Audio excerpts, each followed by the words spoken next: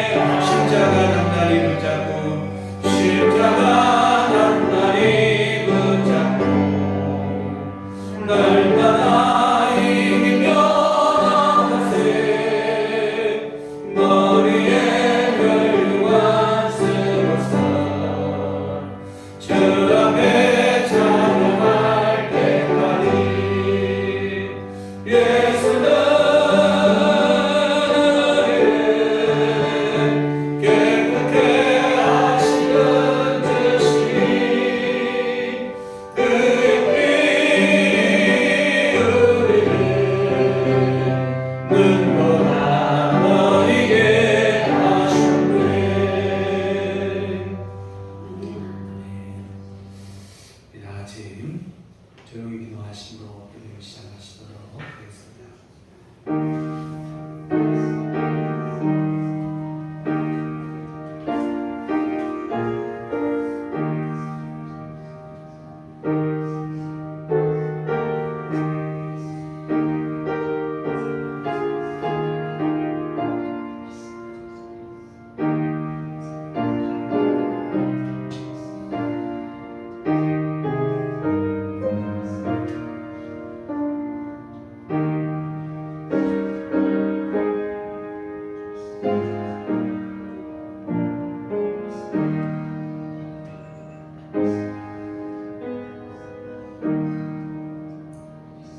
여호와의 율법을 완전하여 여호를 소송시키며 여호와의 증거를 확실하여 우둔한 자를 지혜롭게 하며 여호와의 교훈은 정직하여 마음을 기쁘게 하고 여호와의 계명은 순결하여 눈을 밝게 하시도다.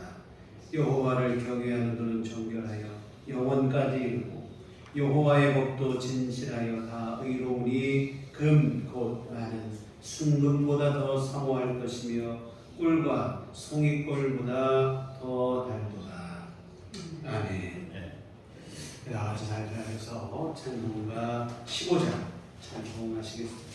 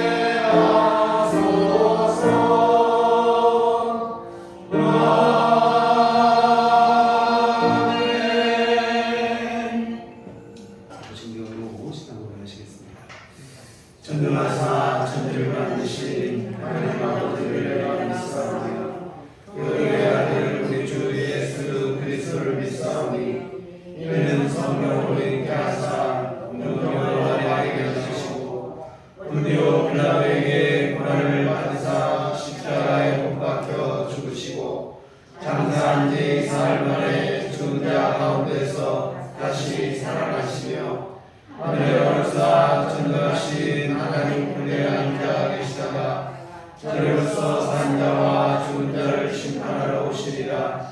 성령을 믿사오며 거룩한 공예와 성도가 서로 통하는 것과 죄를 사하여 주시는 것과 몸이 다시 사는 것과 영원히 사는 것을 믿사옵나이다.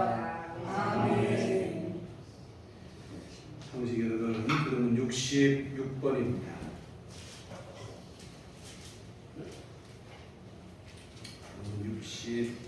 66번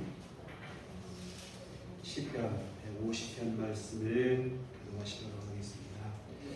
할렐루야. 그의 성소에서 하나님을 찬양하며 그의 권능의 궁창에서 그를 찬양할지어다. 그의 능하신 행동을 찬양하며 그의 지극히 위대하심을 따라 찬양할지어다. 나팔 소리로 찬양하며 비파와 수국으로 찬양할지어다. 소고치며 춤추어 찬양하며 현악과 풍소로 찬양할지어다. 큰 소리 나는 제금으로 찬양하며 높은 소리 나는 질문으로 찬양할지어다. 호흡이 있는 자마다 여호와를 찬양할지어다. 할렐루야.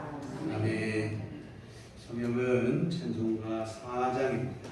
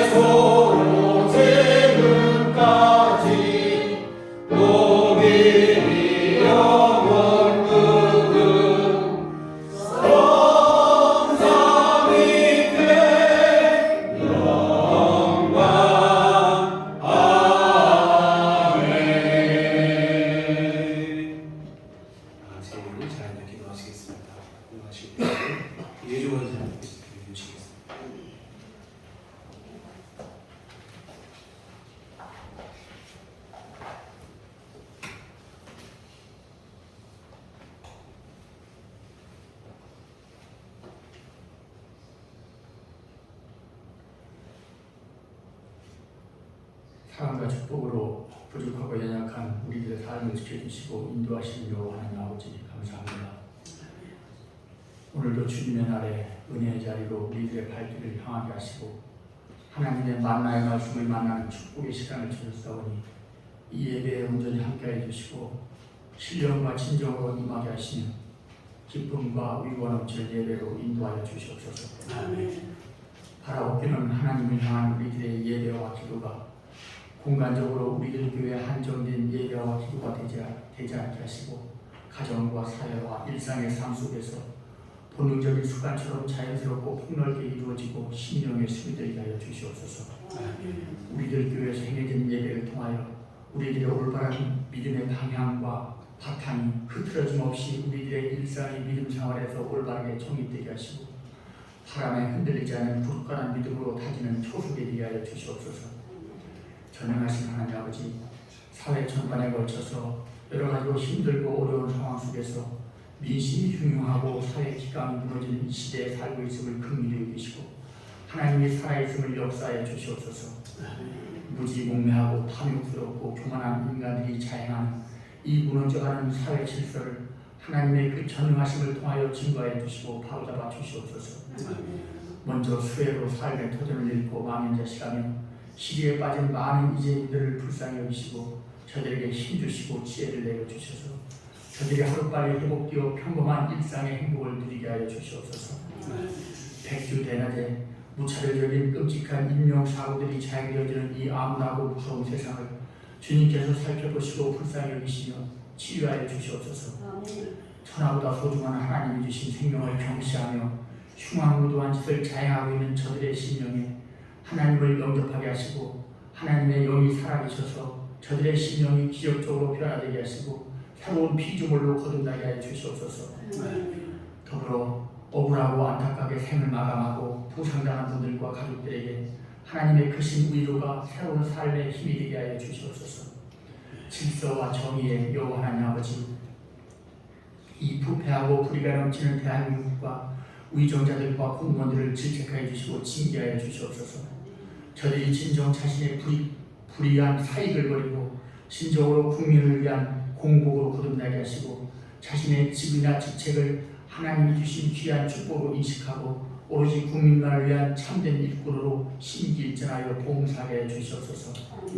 위정자들에게 주어진 자리가 권력과 명예와 탐욕을 위한 자리가 아닌 공익과 봉사와 희생을 위한 자리가 되게 하여 주시옵소서. 위정자들에게 높은 도덕성과 정직하고 정의로운 마음을 내려주시옵소서.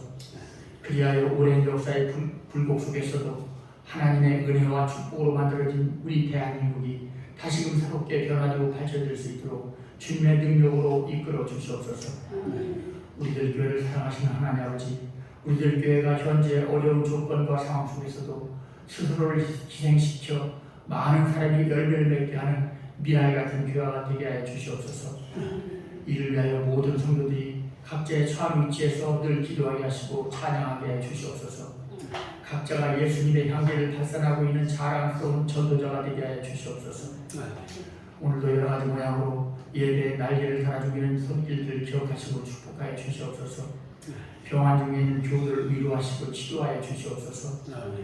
예배에 참석하지 못한 교우들께도 같은 모양으로 은혜를 내려주시고 이 예배를 사모하게 하여 주시옵소서.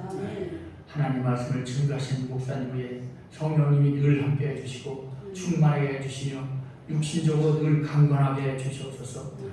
주시는 말씀이 우리들 심령의 밭에 새겨지게 하시고 새로운 소망과 능력과 다짐으로 우리들의 삶의 변화를 가져오게 하여 주시옵소서. 말씀 듣고 교회 문을 나서는 우리들의 발걸음을 기쁨과 깨달음으로 가볍게 하여 주시고 한 주일 동안 우리들 삶의 차양분으로 남게 하여 주시옵소서. 이 모든 말씀을 거룩하시고 전능하신 예수님 이름으로 간절히 기도드렸습니다. 아멘.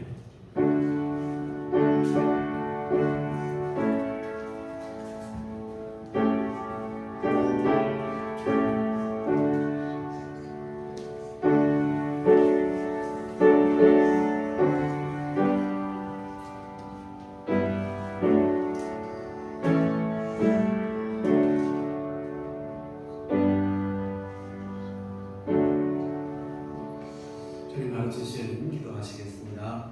하늘에 계신 우리 아버지여, 이름이 거룩히 여김을 받으시오며 나라의 마옵시며 뜻이 하늘에서 이룬 것 같이 땅에서도 이루어지이다. 오늘날 우리에게 일용할 양식을 주옵시고 우리가 우리에게 죄지은 자를 사하여 준 것 같이 우리의 죄를 사하여 주옵시고 우리를 시험에 들게 하지 마옵시고 다만 악에서 구하옵소서. 내게 나라와 권세와 영광이 아버지께 영원히 사옵나이다. 아멘. 이 시간 우리 주신 하나님 말씀은 구약성경 사무엘상 10장 17절에서 24절까지 말씀 보시도록 하겠습니다. 사무엘상 10장 17절에서 24절까지 말씀 다 같이 한 목소리로 합독하시도록 하겠습니다. 사무엘이 백성을 미스바로 불러 여호와 앞에 모으고 이스라엘 자손에게 이르되 이스라엘 하나님 여호와께서 이같이 말씀하시기를 내가 이스라엘을 애굽에서 인도하여 내고 너희를 애굽인의 손과 너희를 압제하는 모든 나라의 손에서 건져내었느니라 하셨거늘 너희는 너희를 모든 재난과 고통 중에서 친히 구원하였듯이 너희의 하나님을 오늘 버리고 이르기를 우리의 왕을 세우라 하는도다. 그런즉 이제 너희의 직분대로 1000명씩 여호와 앞에 나아오라 하고 사무엘이 이에 이스라엘 모든 지파를 가까이 오게 하였더니 베냐민 지파가 뽑혔고 베냐민 지파를 그들의 가족별로 가까이 오게 하였더니 마드리의 가족이 뽑혔고 그 중에서 이새의 아들 사울이 뽑혔으나 그를 찾아도 찾지 못한지라. 그러므로 그들이 또 여호와께 묻되 그 사람이 여기 왔나이까. 여호와께서 대답하시되 그가 진고 따위들 사이에 숨었느니라 하셨더라. 그들이 달려가서 거기서 그를 데려오되 그가 백성 중에 서니 다른 사람보다 어깨만큼 컸더라. 사무엘이 모든 백성에게 이르되 너희는 여호와께서 택하신 자를 보느냐. 모든 백성 중에 짝다리가 없느니라 하니 모든 백성이 왕의 만세를 외쳐 부르니라. 아멘.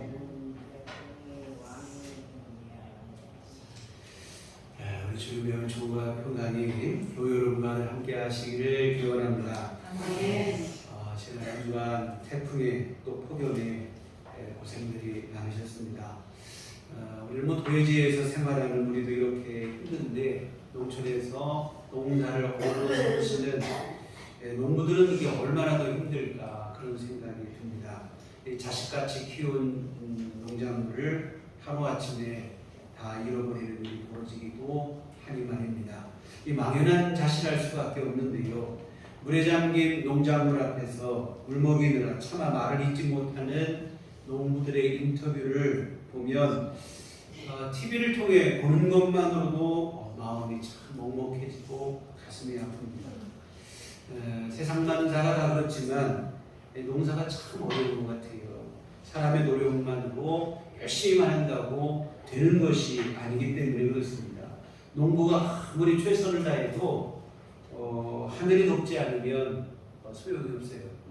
적당히 또 적당한 때에 적당한 양의 비가 내려야 되고 또 추울 때는 추워야 되고 더울 때는 더워야 되고 햇빛이 내리고 이래야 곡식이 자라고 여무는 것이지 사람이 뭐 열심히 노력만 하고 최선을 다한다고 농사가 되거나 그렇지는 않습니다. 그런데 옛 어른들께서는 하시는 말씀이 농사도 어렵지만 이 농사 중에 제일 어려운 농사가 또 있다는 거예요. 바로 뭐냐면 자식 농사가 제일 어렵다 이런 얘기를 하십니다. 이 자식을 키우는 일보다 더 어려운 농사가 없다고 했는데 정말 그런 것 같아요. 천하의 사무엘, 아주 훌륭하고 신실한 사무엘인데 사무엘도 자식 농사에서는 실패를 했으니 말입니다. 이 사무엘이 노년이 되었을 때에 자기 아들들로 이스라엘의 사사를 삼았습니다. 요엘과 아비야라고 하는 두 아들로 하여금 브엘세바에서 사사가 되게 했어요. 아마 사무엘은 이스라엘 전체를 관할하는 사사고 그리고 두 아들로 아버지를 도와서 브엘세바에서 지방의 사사로 일하게 했던 것 같아요. 사사는 재판관이라고 했는데 요즘으로 하면 사무엘은 대법원장쯤 되는 것이고 두 아들은 지방 법원의 법원장 뭐 이렇게 보셔도 무방할 것 같아요. 그런데 이 아들들이 이처럼 사사가 됐는데 뇌물을 받듯이 뇌물을 받고 재판을 굳게 하는 것입니다. 이 재판장으로서 절대 해서는 안 되는 최악의 일을 한 것이죠. 재판장의 가장 중요한 직무는 올바르고 공정한 재판이죠. 그런데 이들은 뇌물을 받아요. 뇌물을 받으니 바른 재판을 할 수가 없죠. 여하튼 그의 아버지 사무엘은 평생을 사사로 지내면서 한 번도 뇌물을 받은 적도 없고 또 이스라엘을 위해서 기도하기를 쉬는 죄를 범하지 않았다고 했어요. 너무도 정직하고 신실한 사사였습니다. 근데 그 아들들은 어디서 보고 배웠는지 뇌물을 받고 재판을 불공정하게 하고 하는 이런 일부터 시작하는 거예요. 참 이런 때를 보면 이 부전자전이라는 말이 꼭 맞는 말도 아닌 것 같습니다. 여하튼 이 일로 인해서 백성들이 원성이 높아가는 거예요. 사무엘이 사사가 되면서 나라가 안정이 되고 좀 잘 되는 것 같았는데 오래 가지를 못하는 거예요. 그 아들에 대해 와서 벌써부터 부정과 부패가 다시 고개를 들고 이에 백성들은 어떤 생각을 갖냐면 사사들의 통치만 가지고는 우리의 안전을 보장받을 수 없겠다 이런 결론을 내립니다. 그래서 사무엘을 찾아가요.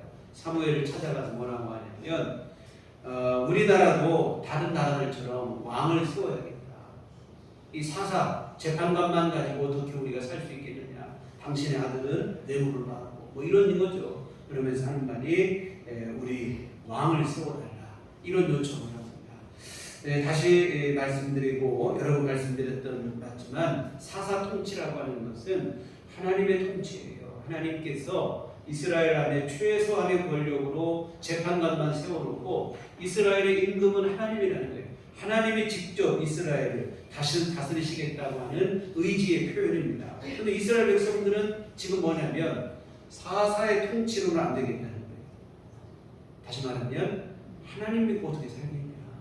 우리에게도 다른 나라들처럼 왕을 세워달라. 눈에 보이지 않는 하나님만 우리가 바라보고 살자면 불안해서 못 살겠다. 다른 나라들처럼 눈에 보이는 왕을 세워달라. 그래서 그 왕이 우리를 다스리고 전쟁이 나면 대적을 물리치고 우리를 지키게 해달라. 이런 요청을 사무엘에게 하는 거예요. 그런데 여러분, 사실 사사시대 동안에 이스라엘 백성들이 대적으로부터 공격을 당하고 전쟁이 나고 또 어려움 당하고 이런 일 겪었던 것은 하나님이 무능해서가 아닙니다. 사실은 이스라엘 백성들이 믿음이 부족했기 때문에 그랬지, 하나님을 섬기지 않고 우상 숭배하고 틈만 나면 말씀을 벗어나고 이러다 보니까 외적의 침입을 받고 어려움을 당하는 것이지, 하나님께서 힘이 없어서 하나님이 무능해서 전쟁에 패하고 남의 나라에 소복이 되고 그런 것은 아니었어요. 그런데 이스라엘 백성들은 이와 같은 자신들의 잘못, 자기들의 믿음 없음을 생각하지도 않고 하나님을 원망하면서 무조건 왕을 세워달라고 주장하는 겁니다. 사실 지금은 왕을 세워달라고 요구할 때가 아니라 자신들의 그 믿음 없음을 회개해야 될 때가 이 말입니다. 자신들의 믿음 없음 때문에 고난을 당하고 또한 이런 어려움 당했으니 자신들의 잘못을 뉘우치고 회개해야죠. 그런데 오히려 하나님을 원망하고 하나님만 믿고 못 살겠다, 왕을 좀 세워달라, 이런 요청을 합니다. 여러분, 우리도 살다 보면, 신앙생활하다 보면 우리 마음속에 하나님에 대한 서운함이 들고 원망과 불평이 생길 때가 있어요. 그러나 여러분, 이러한 감정은 절대적으로 우리의 오해입니다. 하나님은 선하시고 의로우시고 완전하시는 분이라는 게 성경의 일관된 주장입니다. 우리에게 원망을 받고 불평을 받고 서운한 감정을 우리가 대할 만한 그런 분이 아니라 이 말이에요. 그러므로 우리가 서운한 마음, 원망과 불평일 때 그런 육신의 감정에 함몰되면 안 돼요. 사탄은 자꾸 우리의 이런 육신적인 감정을 믿기로 우리를 미혹하는, 하나님을 서운하게 하고 서운한 마음 먹게 하고 결국에는 원망과 불평하게 하고 나중에는 하나님 믿지 못하게 만들고 그런 데까지도 가게 하는 거예요. 이 사탄의 유혹에 넘어가면 안 되고 오히려 우리 마음에 원망과 불평이 일어날 때 주님께 우리 마음을 다스려 주시기를 기도하시기를 부탁을 드립니다. 철저히 주님께 맡기고 그리하여 우리 믿음이 회복되고 우리가 다시 일어서고 이런 믿음의 삶으로 나아가야 될 줄 믿습니다. 그런데 이스라엘 백성들은 회개해야 될 때 오히려 원망하고 불평하고 왕을 요구하는 거예요. 그러나 이러한 일은 스스로 자신을 무너뜨리는 일에 불과하죠. 이와 같은 왕을 요구하는 백성들의 주장에 사무엘이 난감한 거예요. 백성들의 이 요구가 부당한 것을 너무 잘 알잖아요. 사무엘은 자신들이 지금 회개해야 되는데 무슨 왕을 요구하나. 사무엘이 답답하죠. 근데 이런 사무엘에게 하나님이 뭐라고 말씀하시냐면 사무엘상 8장 7절에 여호와께서 사무엘에게 이르시되 백성이 네게 한 말을 다 들으라. 이는 그들이 너를 버림이 아니오 나를 버려 자기들의 왕이 되지 못하게 함이니라. 왕을 세워달라는 백성들의 요구를 들어주라는 거예요. 백성들이 이렇게 주장하는 것은 사무엘 너를 싫어서가 아니라 사실은 하나님께서 이스라엘의 임금이 되는 것을 싫어서 그러는 것이라. 사무엘의 아들들의 문제로 나와서 왕을 세워달라 이런 요구를 한 것 같지만 사실은 하나님에 대한 믿음이 없기 때문에 이렇게 합니다. 하나님 그런 얘기 하십니다. 그러면서 이어서 하시는 말씀이 8절 9절에 보면 내가 그들을 애굽에서 인도하여 날부터 오늘까지 그들이 모든 행사로 나를 버리고 다른 신들을 섬김같이 내게도 그리하는도다. 그러므로 그들의 말을 듣되 너는 그들에게 엄히 경고하고 그들을 다스릴 왕의 제도를 알게 하라. 출애굽한 때부터 지금까지 이스라엘 백성들이 항상 그래왔다는 거예요. 하나님을 버리고 우상을 섬기고.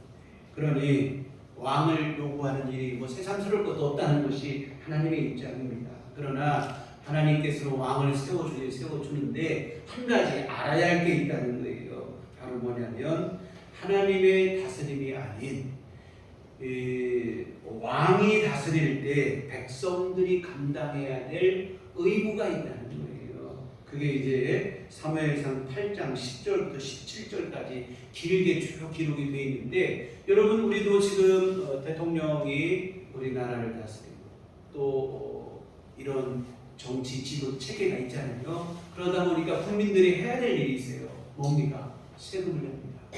세금도 내야 되고 또 해야 되는 뭐 남자들은 군대로 가야 돼요. 또 예전에는 그 부역을 나간다고 그랬잖아요. 무슨 일이 있으면 가서 막 공사 일도 현장에 나가서 일도 하고 이런 일도 옛날에 공공사업에 일도 하고 그런 일도 했었습니다. 또 왕이 다스리던 때는 지금이야 뭐 대통령은 몇 년 하다가 다음에 또 새로운 대통령이 되고 국민들의 눈치를 보지만 옛날에는 임금은 한 번 임금이면 죽을 때까지 임금이에요. 그러다 보니까 왕이 자기 마음대로 폭정을 휘두를 때도 있어요. 그러면 백성들이 얼마나 또 고생을 해야 됩니까? 바로 그런 얘기를 하는 거예요. 하나님이 다스리시는 것 너희 지금 싫어하지만 왕의 다스림 받으면 너희가 해야 될 일이 훨씬 더 많아진다. 그런 얘기를 하나님께서 하십니다. 그러니 잘 생각하라는 얘기예요. 한번 결정하고 나면 돌이킬 수가 없다. 그러니 그때 가서 하나님 우리 왕의 폭정을 견딜 수 없습니다. 우리를 보살펴 주세요. 뭐 아무리 부르짖어도 소용없다는 거예요. 자신들이 자청한 일이니 그때는 돌이킬 수 없다. 그러니 지금 신중하게 결정하라. 이런 얘기를 하십니다. 참 우리가 믿음으로 살다 보면 신앙생활하는 것이 때로는 답답해 보일 때도 있고 또 힘들 때도 있고 지겨울 때도 있고 피곤해 보일 때도 있고 그럴 때가 있어요. 그러나 여러분 우리가 기억해야 될 것은 하나님을 떠나는 순간 여러분 자유가 주어지는 게 아니고 세상의 지배를 받고 마귀의 지배를 받게 된다고 하는 사실입니다. 그리고 마귀의 지배는 얼마나 힘들고 고달픈 게 문제가 아니고 필연적으로 사망과 지옥의 멸망으로 끝난다는 것이 더 큰 문제가 되어지겠죠. 그런데 우리가 뭐 자꾸 신앙생활 하다 중간에 뭐 그냥 뭐 자유롭게 막 이런 생각이 들 때가 있어요. 청소년 시절에 부모님 간섭 뭐 다 잔소리처럼만 느껴지는 거예요. 피곤하게 느껴지고 빨리 벗어나서 독립하고 싶은 마음이 간절하죠. 그러나 여러분 어떻습니까? 청소년이 답답하다고 뭐 초등학교, 중학교, 막 고등학교 청소년이 독립을 해보세요. 자유가 주어집니까? 자유가 주어지는 게 아니라 그때부터 고생길이 열리는 거예요. 제가 지금 가끔 생각을 해보면 제일 행복했던 때가 언제일까? 여러분 부모님 그늘 밑에 살았을 때 여러분 한번 생각해보세요. 언제가 제일 행복했습니까? 부모님 그늘 밑에서 그냥 아무 걱정 없이 학교 다니고 그냥 지내고 했던 그런 시대, 그런 시절. 그때는 뭐 근데 그게 왜 그렇게 간섭을 받는 것 같고 잔소리 하시는 것 같고 참 왜 이렇게 귀찮게 하시고 뭐 그런 느낌이 들었는데 사실은 그때가 제일 걱정 없이 참 행복하게 살았던 때가 아닌가. 독립하면 좋을 것 같지만 막중한 책임이 뒤따른다고 하는 사실입니다. 그 책임을 감당할 만한 준비가 안 된 상태에서 독립을 하게 되면 재앙이다 이 말입니다. 여러분 믿음으로 사는 것이 때로 피곤하고 간섭받는 것 같고 그런 생각이 들 때가 있지만 사실은 여러분 하나님 안에서 사는 것이 가장 큰 행복임을 여러분이 믿으시기를 주의 이름으로 부탁을 드립니다. 하나님을 떠나면 자유일 것 같지만 자유가 아니라 사탄의 지배를 받습니다. 세상과 죄를 섬기다가 더 무서운 심판에 떨어질 수밖에 없어요. 그래서 여러분 하나님의 지음받은 인생은 하나님 안에서 거할 때 가장 큰 복이고 은혜가 되어지는 것임을 우리가 늘 기억하시고 믿음 안에 사는 삶을 여러분이 기뻐하시고 늘 신앙으로 승리하시길 부탁을 드립니다. 하나님께서 지금 그 말씀하시는 거예요. 왕을 섬기면 뭐 안전하고 좋을 것처럼 생각하는 거예요. 우리도 다른 나라처럼 왕이 세워지기만 하면 뭔 걱정이 있겠는가 뭐 이런 생각을 하는데 하나님은 그렇지 않다는 겁니다. 그런데 백성들은 막무가내인 거예요. 이런 얘기를 해도 듣지를 않습니다. 사무엘상 8장 19절에 보면 백성이 사무엘의 말 듣기를 거절하였는데 아니로소이다. 우리도 우리 왕이 있어야 하니 하나님의 경고의 말씀을 사무엘이 전하는데 귀에 들어오지 않아요. 아니라는 거예요. 우리도 왕이 있어야겠다. 무조건 하고 왕을 세워달라. 이래서 결국은 왕이 세워지게 됩니다. 참 오늘 본문의 이 사건을 볼 때 그런 생각이 들어요. 철없는 자식들, 철없을 때 분명히 잘못될 수밖에 없는 길을 고집해요. 그런데 부모님이 타일러도 안 되고 때려도 안 되고 도무지 안 돼요.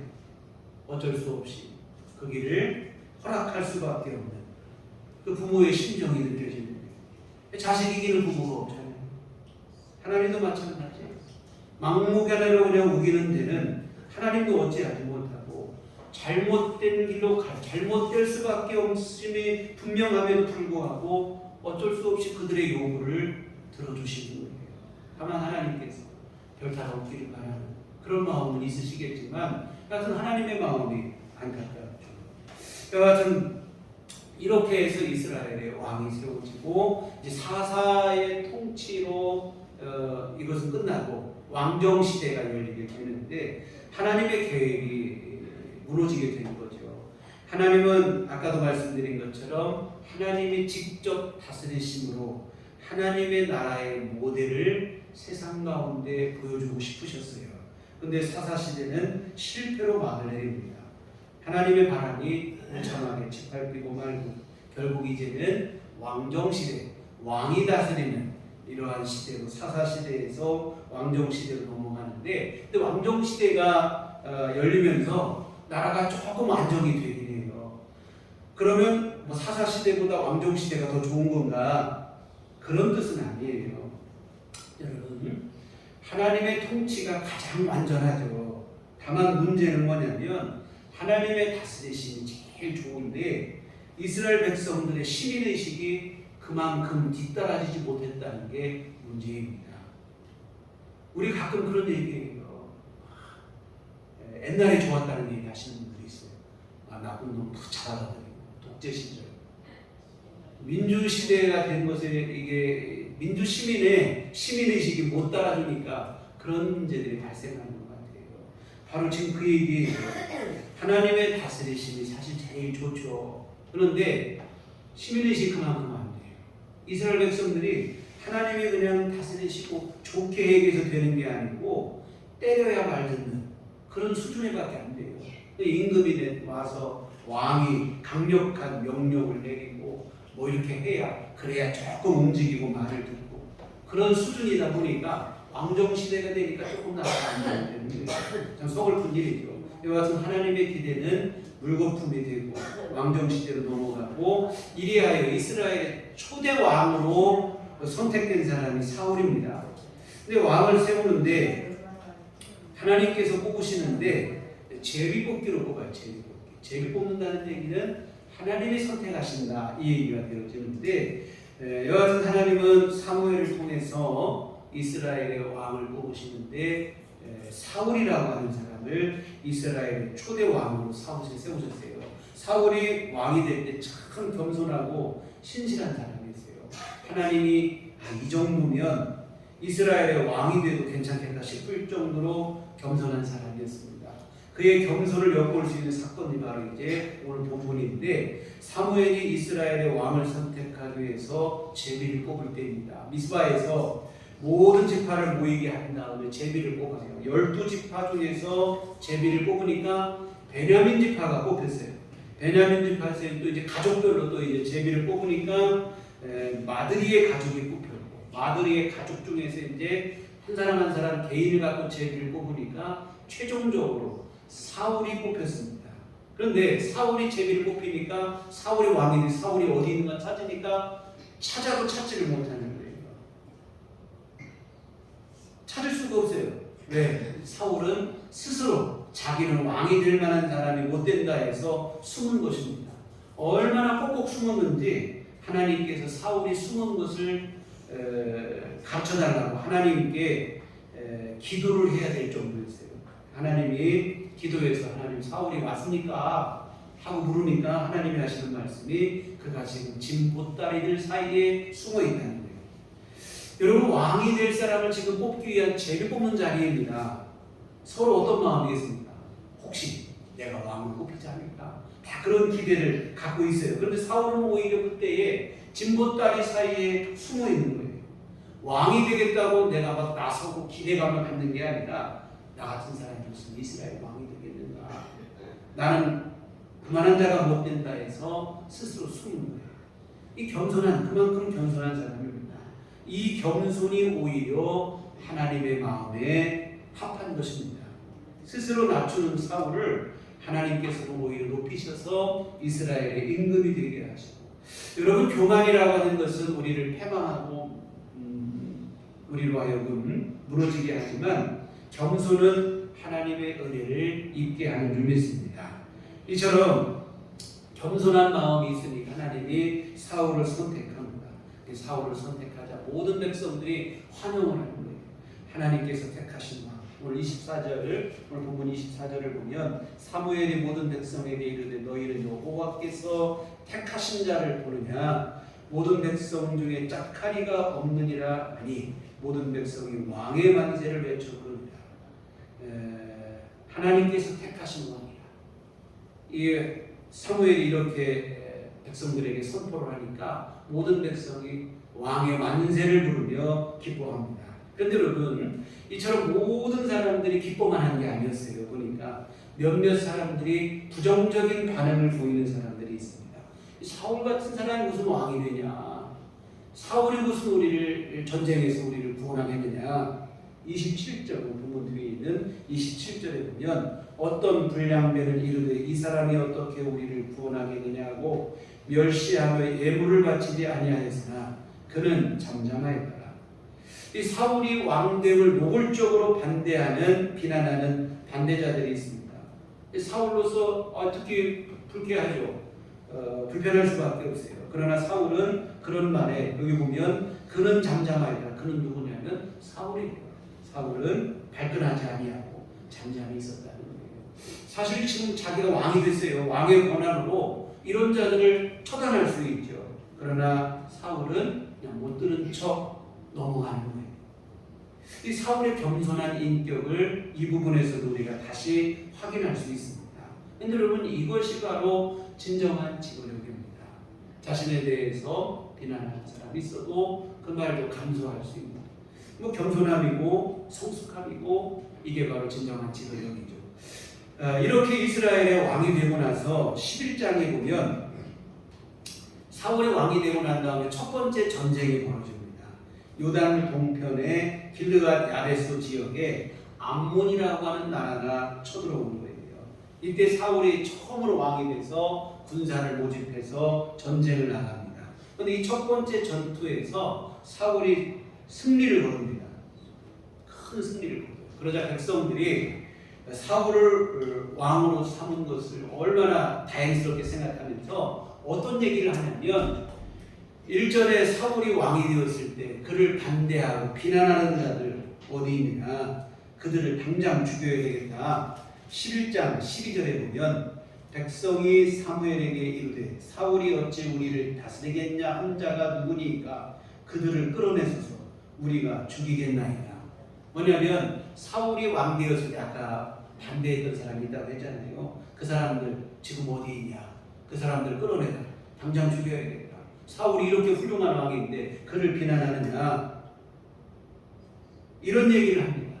근데 그때 사울이 뭐라고 하냐면 이어진 13절에 보면 사울이 이르되 이날에는 사람을 죽이지 못하리니 여호와께서 오늘 이스라엘 중에 구원을 베푸셨음이니라. 사울은 오히려 그들을 진정시킵니다. 무슨 말이냐면 그럴 수 없다는 거예요.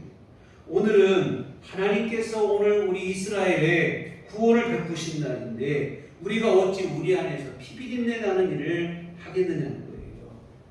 그리고 오늘의 이 승리도 내가 왕이 됐다고 내가 잘나서 승리한 거 아니라는 거예요. 오늘 이것은 하나님께서 이스라엘 중에 구원을 베푸신 일이다. 하나님께서 우리에게 베풀어 주신 구원이고 하나님이 주신 승리가 하나님께 영광을 돌리는 것이죠. 이와 같은 사울이 겸손한 모습을 이때도 그대로 보여주고 있어요. 성숙한 신앙이죠. 하나님께 모든 영광을 돌리고 또 자기를 높이면서 오히려 반대했던 사람을 죽이자는 그 목소리, 어찌 보면 그런 소리 은근 기분 좋을 수 있잖아요. 그런데 사울은 그 그런 얘기 듣지 않습니다. 그러지 말라. 오늘은 하나님이 구원을 베푸신다니 그럴 수 없다. 이와 같은 지금까지 쭉 우리가 보신 것처럼 사울이 선택되고 첫 번째 전쟁을 치르고 승리하고 난 후까지 우리가 쭉 살펴보시면 정말 사울이 겸손한 사람이에요. 우리는 사울이 나중에 다윗하고 이제 그 과정만 생각하다 보니까 사울하면 자꾸 그 생각만 하는데 사울이 처음에는 이렇게 신실한 사람이에요. 겸손한 사람이에요. 믿음의 사람이었습니다. 아까 보신 것처럼 하나님께서 여호와께서 택하신 자를 보느냐 사무엘이 말한 것처럼 하나님이 선택하시구나.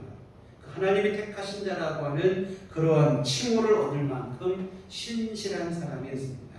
근데 문제는 우리가 여러분 잘 아시는 것처럼 사무엘은 그 마지막이 좋지가 않은 거예요. 처음에는 이렇게 좋았는데 마지막이 좋지 못합니다. 안타까운 일이죠. 여러분 성경에 보면 얼마나 많은 인물이 많이 나오는데 대략 우리가 구분을 해보면 세 부류로 나눠볼 수 있어요. 첫 번째는 뭐냐면 처음에는 참 좋았는데 마지막이 좋지 않은 사람이 있어요. 반대로 처음에는 나빴는데 마지막이 좋은 사람들이 있어요. 뭐 바울 사도 같은 경우가 그렇게 되어졌잖아요. 그런데 처음부터 마지막까지 늘 한결같은 경우도 있습니다. 세 번째가 제일 좋죠. 사무엘 같은 분이 그런 요셉 같은 분이 그렇잖아요. 그런데 두 번째도 괜찮아요. 처음에 안 좋았다 할지라도 나중에 좋으면 좋으니까. 그런데 제일 문제는 뭐냐면 처음에는 좋았는데 마지막에 안 좋은 경우예요.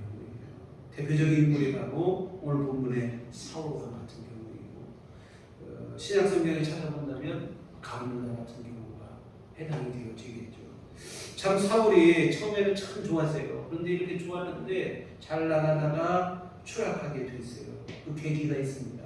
다른 게 아니고 하나님을 무시하고 교만한 마음을 먹었기 때문에 그렇습니다. 참 겸손의 사람이 어떻게 교만한 사람이 됐을까? 참 이렇게 어떻게 이렇게 사람이 돌변했을까 싶을 정도로 교만한 사람이 되어지는데 이유가 뭐냐면 하나님의 은혜로 승리한 전쟁에서 자기 힘으로 된 것처럼 그렇게 우쭐거리는 마음을 먹었는데 그 내용은 다음에 우리가 다음 시간에 자세하게 다시 말씀드리겠는데요. 여하튼 이렇게 겸손했던 사울이 어떻게 이렇게 교만한 사람이 될 수 있을까 싶은데 근데 여러분 이게 바로 연약한 인생의 진면목입니다. 우리가 언제나 진실할 것 같지만 마음을 지키지 못하면 한순간에 무너지고 마는 거예요. 우리 마음이 얼마나 감사한지 모릅니다. 그래서 금방 또 뭐 믿음 있는 것 같다고 또 금방 또 그렇지 못하고 겸손한 것 같다가 또 금방 교만해지기도 하고 참 인생이 그렇게 간사하고 어리석고 연약하죠. 근데 여러분 교만이 참 무섭습니다. 인간의 근원적인 죄에 대해서 대략 세 가지를 얘기합니다. 뿌리, 여러 죄가 얼마나 많은데 그 죄의 뿌리를 들어가면 뿌리가 불신, 탐욕, 교만. 요 세 가지에서 모든 죄가 뿌리를 두고 있어요. 그만큼 교만이 무서운 죄입니다. 교만하면 패망하는 길이라고 성경이 말씀하고 있는데 알면서도 우리가 쉽사리 벗어나지 못해요. 교만의 유혹을 떨치지 못하고 결국은 교만 때문에 그렇죠. 사울도 보세요. 처음에 그 겸손함을 끝까지 지켰다면 사울의 후손을 통해서 대대손손 이스라엘의 왕가를 계속 이어갔을 거예요. 그러나 그 겸손을 상실하고 나니까 처음에 그 겸손을 잃어버리니까 하나님의 그 은혜를 잃어버리게 되고 뭐 그 후손이 왕이 되고 이런 일이 일어나지 못하잖아요. 사랑하는 성도 여러분, 처음보다 나중이 더 좋아지는 삶이 우리에게 주어졌으면 좋겠습니다. 그러기 위해서 처음에 마음가짐을 잊지 않는 게 제일 중요합니다. 누구든지 처음에는 잘해보려고 하는 마음이 있어요. 그러나 시간이 흐르면서 그 처음에 그 마음을 잃어버리는 게 문제가 되어지는데 어제나 오늘이나 늘 한결같은 사람이 되었으면 좋겠는데 신앙생활에서 더욱 그렇습니다. 한순간 확 일어나다 금방 꺼져버리는 그런 성냥불 같은 신앙이 아니라 변함없는 믿음의 사람, 어제보다 오늘이, 오늘보다는 내일이 더 나은 모습을 보여주는 그런 믿음의 사람이 되시기를 부탁을 드립니다.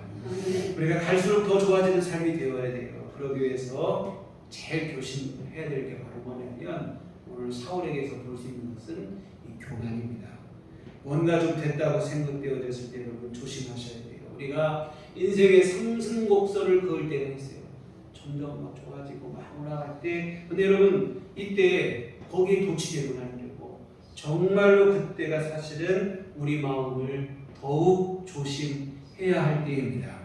교만한 마음을 물리치고 겸손한 마음으로 늘 하나님으로 의지하는 마음을 우리 마음속에 가지고 있어야 되는데 바울 사도께서 그런 권면을 했잖아요. 섰다고 생각되어질 때 넘어질까 조심하라 하는 얘기를 우리 마음에 되새기셔서 겸손한 믿음을 여러분이 늘 지키셨으면 좋겠습니다. 그렇게만 된다면 우리의 삶은 하나님의 품 안에서, 하나님의 장중에서 더 평강을 누리고 처음보다 나중에 더 좋아지는 그러한 삶으로 우리가 이어지는 삶을 살아가게 될 줄 믿습니다. 성경은 무릇 지킬 만한 다른 무엇보다 마음을 지키라고 했는데 우리 마음을 잘 지키셔서 하나님 앞에 겸손한 믿음이 되셨으면 좋겠습니다. 이사야 26장 3절 4절에 보면 주께서 심지가 견고한 자를 평강하도록 지키시니 이는 그가 주를 신뢰함이니이다. 너희는 여호와를 영원히 신뢰하라. 주 여호와는 영원한 반석이심이로다. 이 견고한 심지가 돼서 내 마음을 지키고 흔들리지 않아서 오직 주님만을 신뢰하는 겸손한 믿음이 되면 하나님께서 그런 사람의 삶을 평강하도록 지켜주시겠다. 이렇게 하시는 말씀입니다. 오직 주님만을 신뢰하는 겸손한 믿음의 사람들이 되시기를 바랍니다. 그리하여 하나님의 은혜 안에서 평강의 평강을 누리시는 우리들 교회 온 교우들 다 되시기를 주님의 이름으로 축원합니다. 일어나시겠습니다. 하나님 아버지, 누구보다도 신실했던 겸손했던 사울이었으면 그 마음에 교만이 들어오고 나니 하나님의 택하신 자에서 오히려 하나님께 버림받은 그러한 모습으로 추락한 것을 보게 됩니다. 하나님 아버지, 오늘 우리는 사울과 같은 그러한 삶이 아니라 오늘보다 내일이 더 나아지는, 처음보다 나중에 더 좋아지는 하나님의 은총 안에 거하는 그러한 삶을 살아가게 하여 주시옵소서. 이를 위해서 우리 마음속에 일어나는 교만을 물리치게 하시고 겸손함으로 주 앞에 설 수 있도록 도와주시옵소서. 예수님 이름으로 기도했습니다. 아멘. 자, 우리가 우리 384장 찬송하시겠습니다.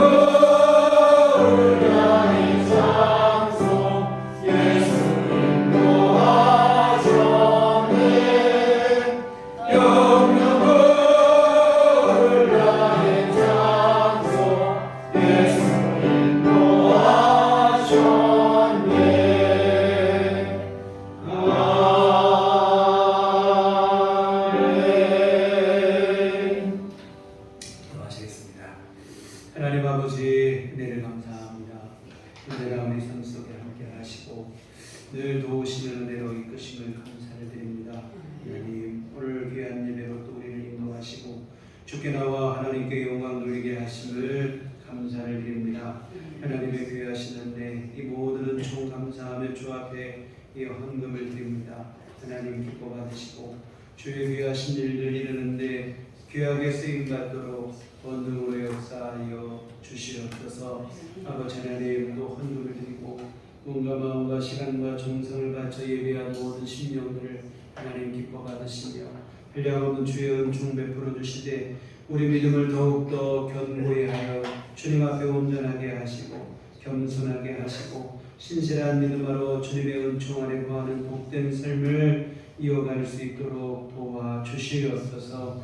아버지여 늘 우리 안에 더욱더 믿음을 더하여 주시옵시고 하나님의 은혜와 평강을 부어주시어 주 안에 승리하는 삶을 누리게 하여 주시옵소서. 아버지 하나님 또 주님 앞에 간구하고 기는 아버지여 주님께서 이 무더운 여름철에 우리 모두의 건강을 지켜 주시옵소서. 모두가 지치고 힘든 때이나 주님 우리 안에 새 힘을 주시옵시고 우리 신령 가운데 평강을 주시옵시고 하나님의 은총 안에 능히 이기고 승리케 하여 주시옵소서. 아버지 하나님 또 질병으로 고통당하는 성도들에게는 아버지 하나님 모든 병마를 물러가게 하여 주시옵시고 주의 권능의 손길로 역사하여 주시어 건강함 누리도록 주여 도와 주시옵소서. 아버지 하나님 경제적으로 모두가 다 어려운 경기 속에 살아가고 있습니다. 하나님 우리 모든 성도님들 가정마다 아버지 하나님께서 복을 내려 주시어서 일용할 모든 것 채워 주시옵시고 어려움 당하지 않도록 주님 돌보시는 은혜를 베풀어 주시옵소서. 하나님 아버지 날마다 주님께서 은혜 내려 주시어서 주 안에서 참 평안을 누리게 하여 주시옵시고 주님 내려주시는 은총으로 아버지 하나님의 도우신 가운데 근심 걱정 없는 삶이 될 수 있도록 주여 도와 주시옵소서. 하나님 또 우리 앞으로 한 주간 주 안에 승리케 하시고 하나님의 도우심과 보호하심 속에 하루하루 늘 주님의 인도하시 속에서 복되게 하여 주시옵소서. 예수님 이름으로 기도했습니다. 아멘. 교회 소식 시간입니다. 우리 서로 인사하실 때 주님만 바라봅시다. 교회 밖에 집회와 성경을 참여를 금하고 교회 중심으로 건강하신 한 생활 되시면 고맙겠습니다. 별다른 또 그런 건 없고요. 여러분 잘 이겨내시고 오늘은 특별히 교회에서 간식을 옥수수를 준비를 해서 우리가 지나가다 보니까 옥수수 파는데 요즘 옥수수가 참 맛있더라고요. 그래서 하나씩 어린 시절에 옥수수 뭐 하모니카 불듯이 먹고 또 옥수수 먹고 그 옥수수 자루 말려가지고 수수관 뽑아가지고 등 벌개를 쓰고 했던 그런 기억인데 요즘에야 뭐 그런 일을 쓰시진 않겠지만 옛날 생각이 또 추억으로 맛있게 좀 드시면 좋을 것 같습니다. 나같이 자리 전에서 서로를 축복하시며 평안을 너에게 주노라 찬양하시겠습니다.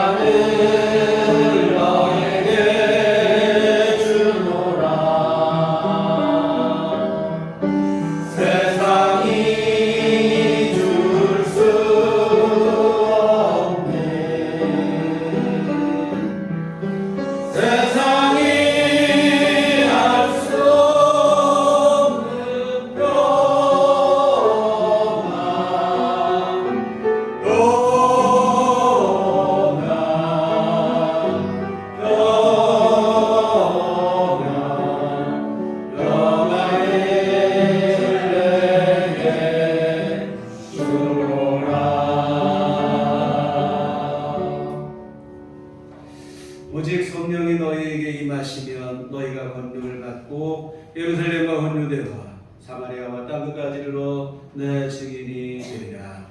우리가 주의 증인이 되겠습니다. 이제는 우리 주 예수 그리스도의 구속의 은혜와 하나님 아버지의 극진하신 사랑하심과 성령님의 이름의 동력사 감화 감동 충만하시니 주의 겸손히 주님만을 섬기며 하나님의 은혜 안에 참 평강을 누리는 삶을 살기를 소원하네. 주의 모든 자녀들의 심령이 지금부터 영원토록 함께 계시기를 간절히 축원하옵나이다. 아멘.